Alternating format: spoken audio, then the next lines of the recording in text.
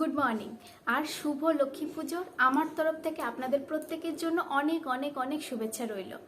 তো মা লক্ষ্মীর আশীর্বাদে আপনাদের জীবন ধনধান্যে ভরে উঠুক, সুখ শান্তি স্বাচ্ছন্দ্য আপনাদের জীবনে বিরাজ করুক, এই কামনায় রইল। তো আমাকে দেখতে পাচ্ছেন যে আমি ঘেমে ঘেমে গেছি, মাথায় চুল টুল সব ঘেমে গেছে। তার কারণ হচ্ছে আমি ঘর মুছে আসলাম, উপরের ঘর নিচের ঘর সব দুটো একসাথেই মুছলাম, তো সেই জন্য একটু ঘেমে গেছি। তো অন্যদিন আমি একটু লেট করেই ঘরটা মুছি, চাটা খাই, তারপরে ঘরটার মুছি। কিন্তু আজকে যেহেতু লক্ষ্মী পুজো, তাই মা সকাল সকাল পুজো দেবে, তো সেই জন্য আমি ভাবলাম বাসি ঘরে পুজো দেবে, তো সেই জন্যই সব ঘরটা তাড়াতাড়ি করে মুছে দিলাম, ঝাড় দিয়ে দিলাম, মুছে দিলাম। তো সেই জন্য একটু গরম লেগে গেছে, তাই এরকম দেখতে পাচ্ছেন যে ঘেমে গেছি। তো আমি সকাল থেকে চাটা খাইনি কিছু, সেই জন্য আমি চা বিস্কুট নিয়ে বসে পড়েছি। একটু লেট হয়ে গেল আজকে, যদিও দুর্গা পুজোর মতোই লক্ষ্মী পুজোও মানে এইখানে সেরকম অত ধুমধাম হয় না। তো মানে মণ্ডপে মণ্ডপে যে মণ্ডপগুলোতে মানে দুর্গা পুজো হয়েছিল সেই মণ্ডপগুলোতেই মানে লক্ষ্মী পুজো হয় আর কি। তো সেরকমভাবে যে জমজমাট বা মানে বেশ ধুমধাম সেটা মানে নয়। তো বাজারের ওই সাইডে একটু হয়, কিন্তু আমাদের এই গ্রামটাতে যেরকম মানে একটা পুজো, ছোটোখাটো পুজো যেরকম হয় সেরকমই হয়। তো চাটা খাওয়ার পর সকালের খাবারের আয়োজন।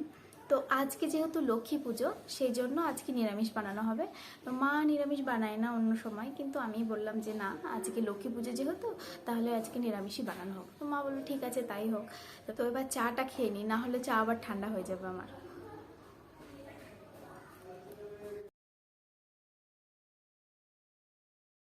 তো আজকে আমাদের সকালে রান্না হবে রুটি আর কি, রুটি আর ঘুগনি। তো রুটি আর ঘুগনি, ঘুগনিটা হচ্ছে নিরামিষ ঘুগনি হবে। তো আপনাদের বললাম যে আজকে যেহেতু লক্ষ্মী পুজো, সেই জন্য আজকে পুরো দিনটা আমরা নিরামিষই খাবো। তো যাই হোক, এবার ঘুগনিটা বানিয়ে নেবো। মায়ের রুটি বানানো হয়ে গেছে, এবার আমি ঘুগনিটা বানিয়ে ফেলবো।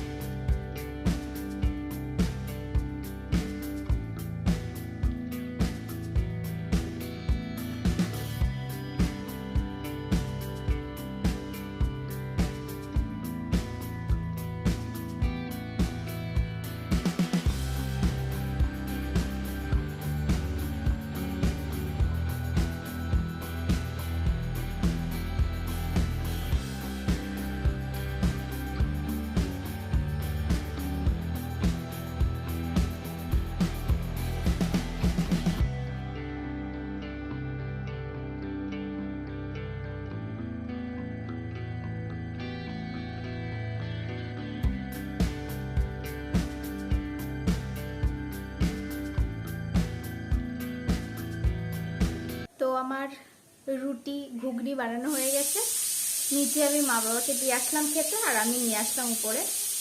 তো বাবা তো বলছিল ভালোই হয়েছে নিরামিষ ঘুগনি, তাও ভালোই হয়েছে। আমি একটু খেয়ে দেখি কেমন হয়েছে।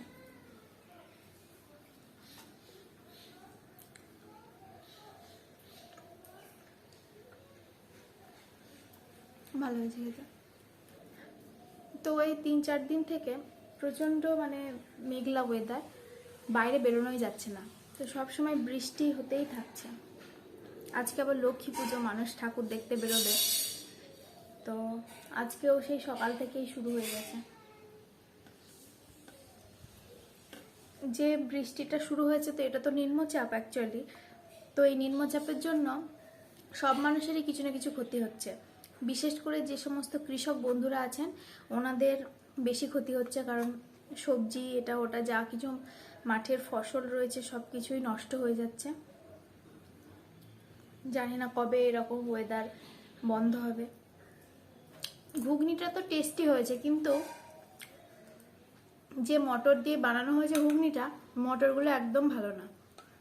কারণ অনেক সিটি দিয়েছি, তবুও ভালোভাবে সিদ্ধ হচ্ছে না। কিন্তু এমনি টেস্টি হয়েছে খেতে।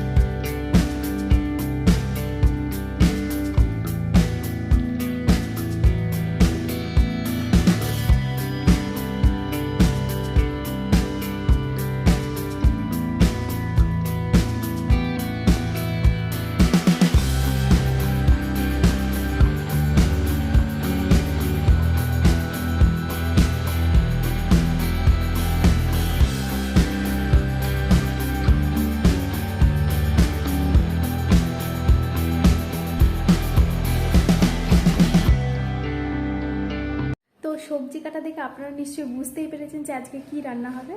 তো তবু একবার আমি বলে দিচ্ছি, আজকে আমাদের রান্না হবে শুক্তো আর আলু ফুলকপির তরকারি। তো রাত্রেবেলা যেহেতু ভাত খেতে নেই, সেই জন্য মানে রাতের জন্য কিছু করা হবে না, যেটুকু রান্না করা হবে দুপুরেই খেয়ে নেওয়া হবে। আর সকালবেলায় যেহেতু আমি ঘুগনি বানিয়েছি, তো সেই ঘুগনির এখনও রয়ে গেছে, সবটা শেষ করতে পারিনি খেয়ে, তো সেটা হবে। আর লুচি হোক আর রুটি হোক, যাই হোক কিছু একটা হবে। তো মা বলছিল যে লুচি খেতে ভালো লাগছে না, কারণ অ্যাসিডিটি, গ্যাস অম্বল হয়, তো সেই জন্য রুটিও হতে পারে, এখনও ঠিক নেই, দেখা যাক কী হয়।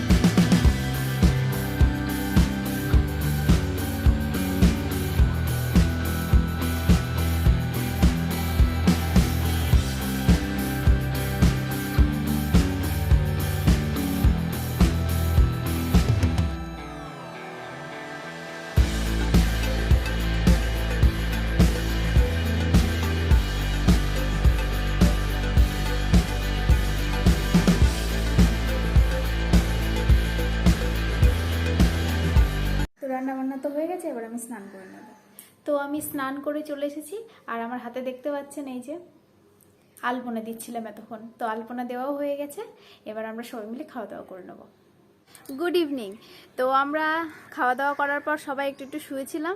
তো বিকালবেলায় উঠে আমরা দুজনাই, মা আর আমি দুজনে আলতাও পরে ফেলেছি, তো আপনাদের দেখিয়ে দিচ্ছি। তো আলতা পরাটা আজকে আর আপনাদের শেয়ার করলাম না, এর আগের দিন করেছি বলে। তো আমরা কেমন আলতা পরেছি আপনাদের দেখিয়ে দিচ্ছি। যে মাকে আলতা নেল পালিশ পরিয়ে দিয়েছি, আর এই যে আমি আলতা পরে নিয়েছি। তো এখন ওয়েদারটা তো মনে হচ্ছে ঠিকঠাক, কারণ দুপুরবেলার পর থেকে বৃষ্টিটা একটু কমের দিকে, তো এখনও পর্যন্ত আর বৃষ্টি হয়নি। তো দেখা যাক, মনে হচ্ছে যেন আর হবে না, তো কালকে হয়তো আর বৃষ্টি নাও হতে পারে। তো এখন ওয়েদারের কথা বলা যায় না, আবার হতেও পারে।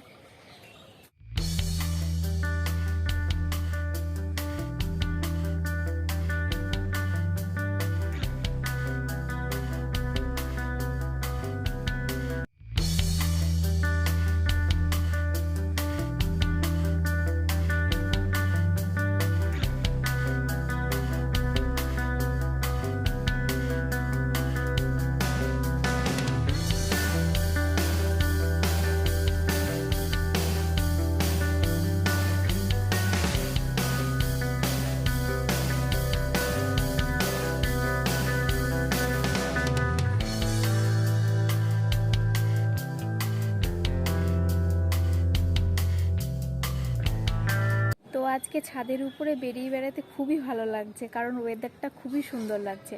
তো সন্ধ্যা টন্ধা দেওয়ার পরে আমরা সবাই মিলে ঠাকুর দেখতে বেরোবো। তো ঠাকুর বেশি দূর যাব না, আমাদের গ্রামের পাড়ার মণ্ডপে যে ঠাকুরগুলো আছে সেই ঠাকুরগুলোই দেখব। তো ঠাকুর দেখে এসে তারপরে এসে রাতের খাবার টাবার বানাবো।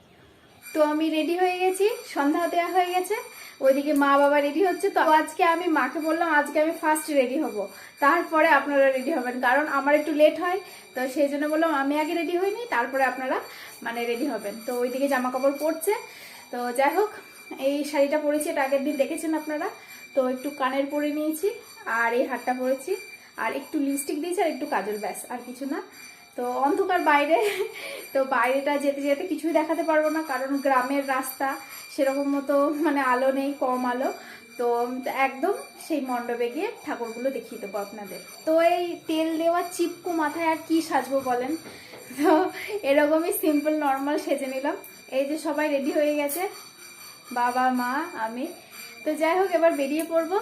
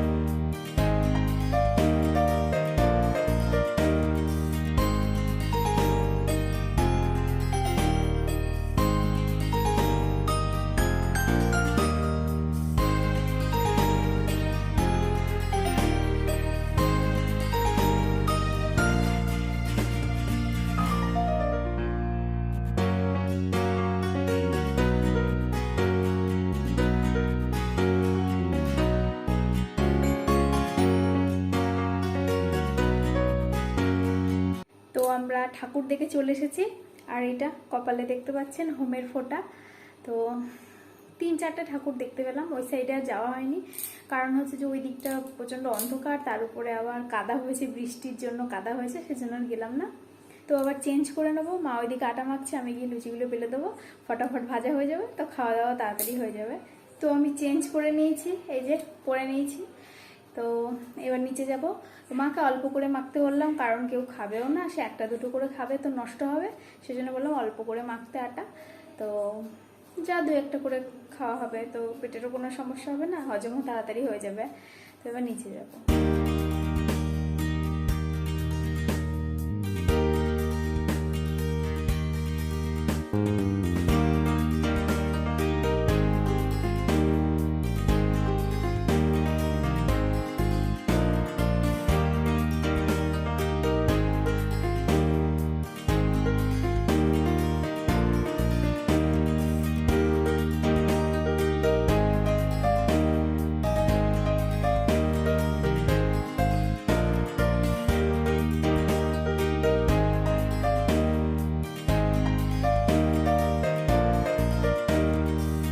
আমাদের সবার খাওয়া দাওয়া হয়ে গেছে।